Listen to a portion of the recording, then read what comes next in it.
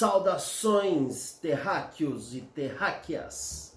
Aqui é Fred Coverts da Tertúlia Produções. Estou aqui no escritório da Tertúlia, sozinho, e venho conversar com vocês um pouco do que eu tenho estudado, lido e aprendido nesse momento de reclusão. A minha ideia com esse vídeo é bater um papo, é conversar um pouco com vocês, é trazer alguns números, algumas frases, algumas informações sobre a nossa carreira, sobre o mercado cultural, o mercado da economia criativa, onde estamos e para onde vamos. Beleza? E muito do que vai ser dito aqui faz parte do relatório do Crianomics de 2019, um encontro de produção cultural e economia criativa. Eu fiz a direção, a produção é da Tertúlia Produções, Multia Tinta e Escritório de Criação.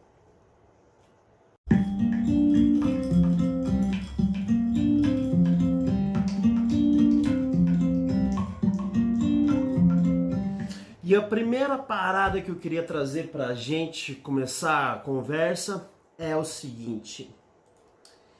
Felipe Gonçalves é um jornalista que ele escreveu o seguinte no seu Twitter: descobri que posso viver sem restaurantes, lojas, aviões ou carros. E confirmei que não viveria sem filmes, livros ou música. A linha tênue entre enlouquecer ou se manter são tá na arte. Por isso, cultura é um direito humano de primeira necessidade. Essa é a Sushi. Sushi, não interrompa. Ai, caramba, desce. Para quem trabalha com cultura, com arte, isso é muito óbvio. Mas o que ele traz aqui nessa frase é algo que a gente já vem trabalhando. Quando a gente criou o encontro de artes suave, a gente chamou de encontro de arte e outras curas. A gente entende que a arte faz parte de uma cura, de uma sanidade, é um tipo de uma forma de você se manter saudável, você está absorvendo arte, absorvendo cultura.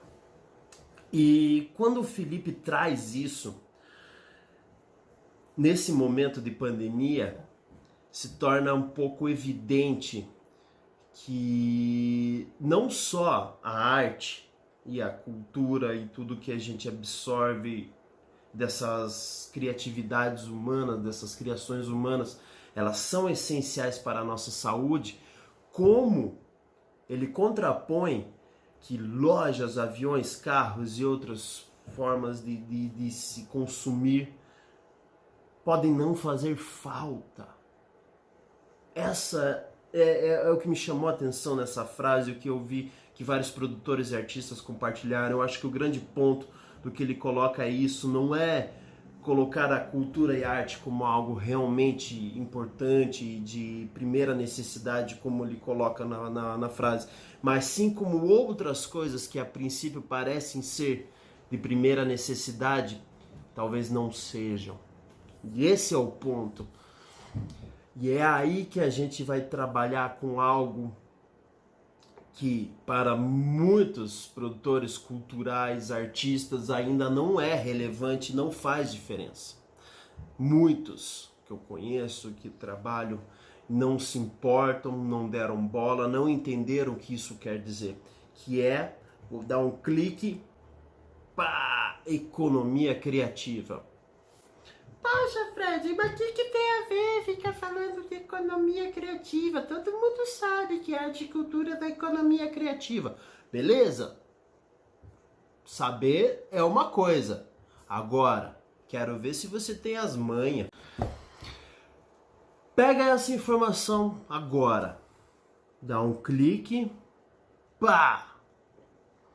171,5 bilhões. Esse é o PIB da economia criativa, da indústria criativa em 2017.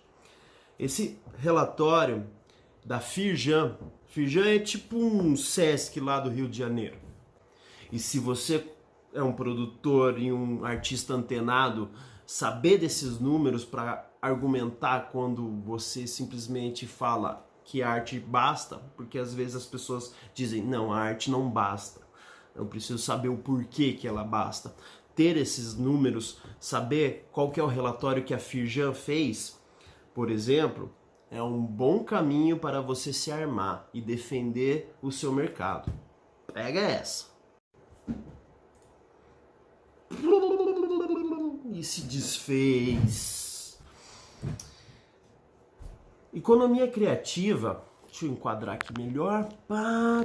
Economia criativa. Se, né, quem está assistindo esse vídeo ainda não sabe muito bem, basicamente é toda a indústria comercial, a indústria que trabalha com a criatividade. Aí a gente tem design, publicidade, biotecnologia, todas as criações de videogames, jogos, moda, gastronomia, cultura e arte, enfim. São 13 categorias que os pesquisadores estudiosos de economia criativa afirmam já terem mapeados. E o que isso quer dizer? Por que essas são da economia criativa e não são da economia clássica? Economia criativa, a diferença da clássica é economia da abundância, enquanto a economia clássica é baseada na escassez. Ou seja, quando acabar os insumos, acabou o ferro da mineradora, você vai ter um carro construído de ferro, de alumínio, dos minerais que seja, muito mais caro, porque eles vão precisar reciclar e tudo mais, e aquilo vai aumentando o preço e vai ficando cada vez mais escasso. A nossa economia clássica é baseada na escassez, enquanto a economia criativa é baseada na abundância. Como assim abundância? Criatividade, economia da mente. Quanto mais você pensa, mais cria, mais criativo você fica. E esse é o ponto. Aí, beleza. Entendeu essa parada? Entenda isso. Economia da abundância, economia criativa. Criatividade abundante.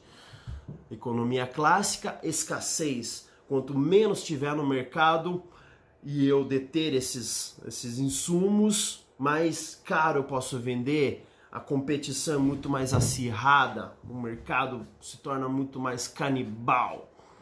Beleza, entendeu esse conceito? Eu trouxe uma frase interessante aqui, botei até um casaquinho aqui.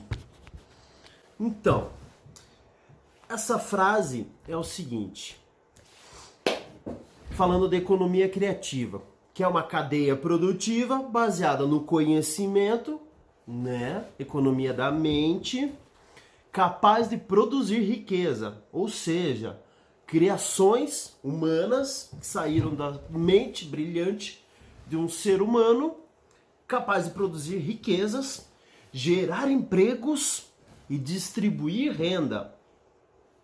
Nós, como produtores, sabemos muito bem disso. Um artista que cria uma obra musical, por exemplo, vamos realizar um show. A cadeia produtiva que se alimenta economicamente numa produção de um show é gigantesca. É gigantesca, desde o estacionamento do lugar que vai receber o show até o artista. Então, assim, extrapola qualquer mercado. A economia criativa, quando ela atua, ela extrapola o seu próprio mercado, a sua própria indústria. Nenhuma produção criativa ela se mantém só para o criador. E essa ideia é muito mágica. Isso é muito legal. Não que a economia clássica não tenha isso. Claro que tem. Mas a economia criativa, ela sempre tem. Quando a ideia se coloca a prestação, se coloca disponível ao público, ela sempre alimenta uma cadeia econômica gigantesca. E aqui eu trago uma frase da Raquel Valença. Ela foi curadora do Crianomics e ela é coordenadora do Centro de Pesquisa da FIEP. Então é uma pessoa bem gabaritada. E é uma frase, parece meio simples, parece óbvia, mas é o tipo de óbvio que deve ser dito. Inovação tecnológica e transformação digital estão remodelando o padrão ocupacional do setor criativo. Pensa bem, agora na pandemia isso é mais óbvio do que nunca.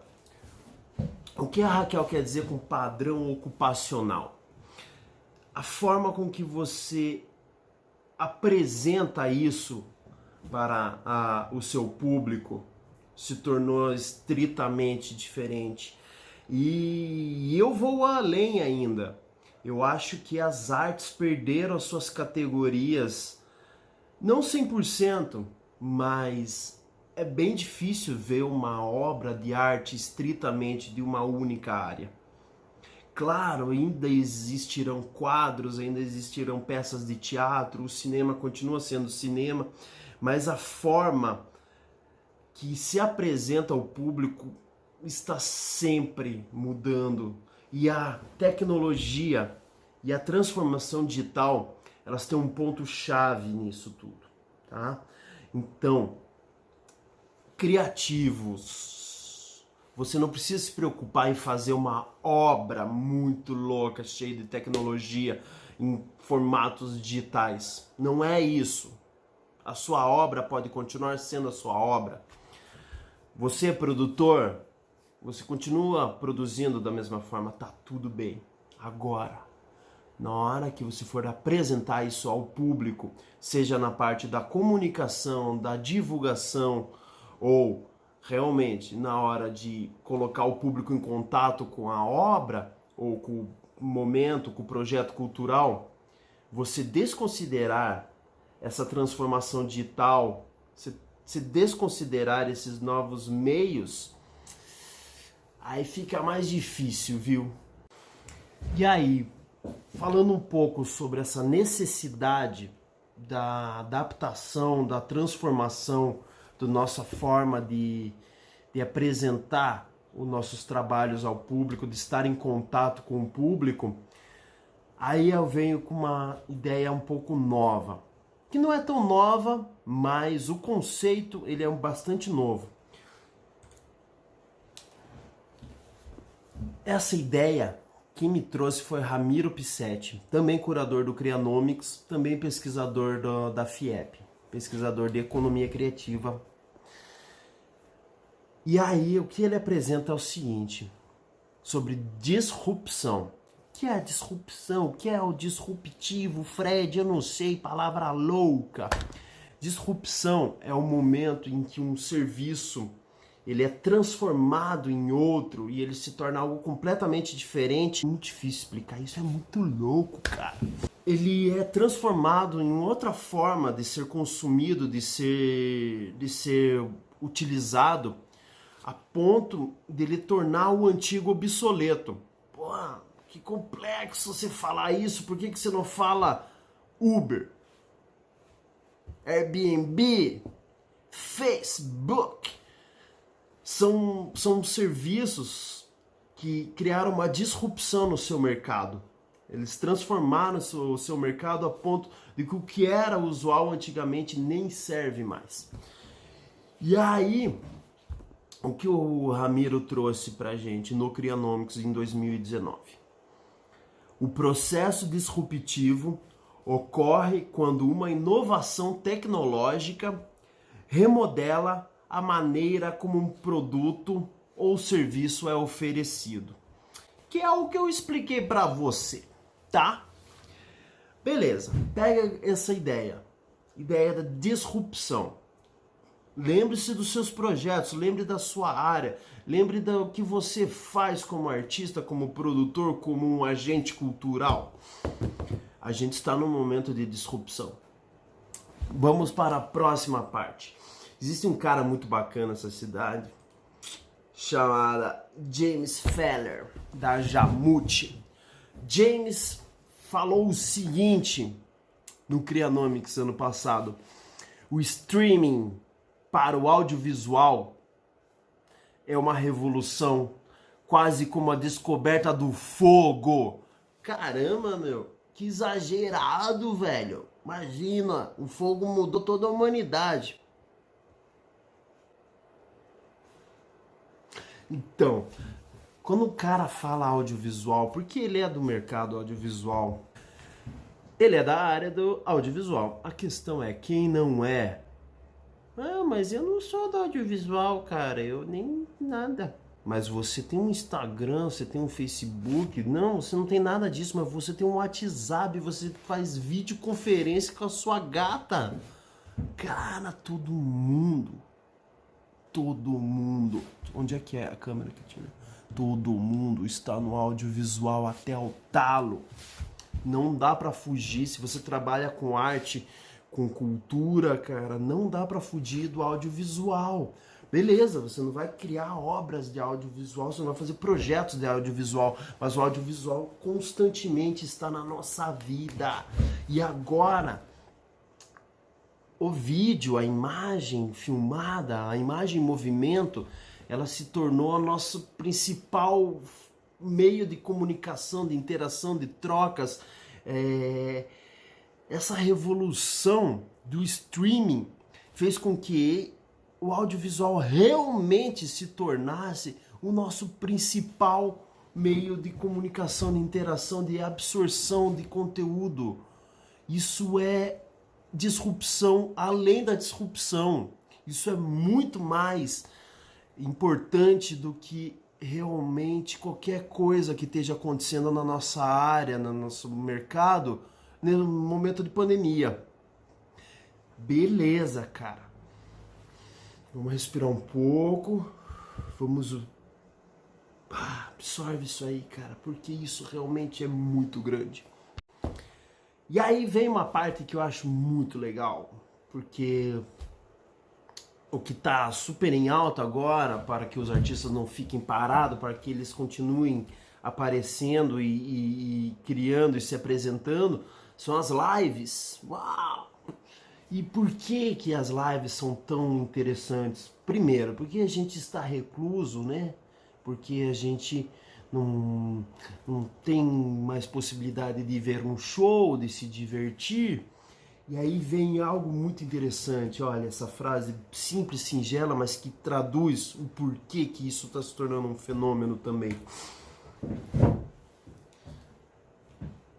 Georgina Matos, ela é consultora de marketing para eventos e outras coisas. E ela falou o seguinte, no ponto de vista do marketing: assistir uma live nos passa a sensação de pertencimento a um coletivo comum. Porque você podia simplesmente estar vendo um vídeo gravado no YouTube. Escreve lá, vídeo gravado no YouTube, e vai aparecer um monte de vídeo gravado no YouTube. Mas por que você vai ver ao vivo aquilo? Porque é a sensação de pertencer a um coletivo. Tá, é um momento de reclusão, estamos enfrentando uma pandemia. E aí... tananana, suspense, não vou falar agora, vou deixar um suspense no ar, o que isso quer dizer grandes coisas. A pandemia vai passar, a pandemia vai embora e tudo vai voltar ao normal. Será? Será que o mercado cultural, o mercado do entretenimento vai voltar ao normal? Será que algum mercado vai voltar ao normal? Eis o ponto. Eu fiquei aqui 20 minutos falando com vocês, sei lá, meia hora, uma hora, 200 horas falando. Porque eu queria dizer só uma coisa que eu queria dizer pra vocês. Porque não vai voltar ao normal, cara. A gente acabou de falar de disrupção, a gente falou das mudanças tecnológicas, da revolução digital toda acontecendo e a necessidade de se apresentar ao público através desses novos meios. Enfim, a gente falou sobre a arte ser importantíssima no momento desse de pandemia, de reclusão e não sei o que. A gente falou que o PIB da economia criativa é grande pra caramba e que você, como uma pessoa antenadíssima, vai atrás das informações para falar para todo mundo como cultura e arte é muito importante e ela gera empregos e ela é muito massa. Mas a questão, a conclusão disso tudo, né? Cheguei na live, tô falando da live, assistir uma live passa a sensação de pertencimento a um coletivo, tá? Beleza. Mas tem uma coisa muito legal sobre as lives, muito legal. A gente na Tertúlia já vem trabalhando com isso há algum tempo, a gente busca se consolidar nisso com o Suave, o encontro de arte e outras curas, que talvez aconteça na Páscoa do ano que vem. A gente não sabe muito bem como que o planeta Terra e sua humanidade vai se comportar até lá, se a galera vai se comportar direitinho ou se vai continuar bagunçando para continuar na pandemia, porque pelo visto também é que isso, né? Então, que é a simplicidade da produção, às vezes ser mais importante do que necessariamente uma grande produção para atender um artista, uma execução de uma obra, tá? E aí, Karine Karam, professora lá do Rio de Janeiro, ela falou o seguinte, olha que bacana isso, que isso é uma coisa que a gente da Tertúlia pensa há muito tempo. Deixa eu tirar aqui aqui, ó. Olha, uma brincadeira de sombra. Abriu-se um portal que não será fechado. Um cantor se apresentar na sacada do seu prédio, sua casa, não será visto como algo improvisado, tornando-se uma possibilidade econômica. Tchim, tchim. Entenderam? Esse é um dos principais pontos dessa disrupção, dessa transformação que a gente está tendo que fazer, né? Não é uma transformação que já aconteceu, é uma transformação que está em curso. E essa situação da gente ter que começar a produzir de uma forma mais, no momento tosca, no momento improvisada, num momento de pandemia, nessa atual circunstância, é o que há de mais profissional. Muitas lives já estão faturando grana, muitos nomes já estão faturando grana. Beleza, você vai falar, pô, Fred, mas é mais do mesmo. Cara, o mercado é inteiro assim, qualquer mercado. Tem os big fish e tem a galera que corre atrás e faz o trampo, que é quem bota peso no mercado mesmo, tá? Então, essa oportunidade, eu quero que vocês entendam, depois de 20 horas aqui falando com vocês sobre disrupção, sobre inovação, sobre pesquisas, esse é o ponto, né? Então, pensem com carinho nisso, entendam, vamos tentar entender essa oportunidade, como, de que forma que isso pode ser valorado, né? Que isso pode ser monetizado, quais outras áreas da economia se atendem com uma produção caseira, simples, feita aqui no meu celular, no meu escritório, sozinho, alone. E aí a gente volta a se falar logo depois da pandemia. Beijo para vocês.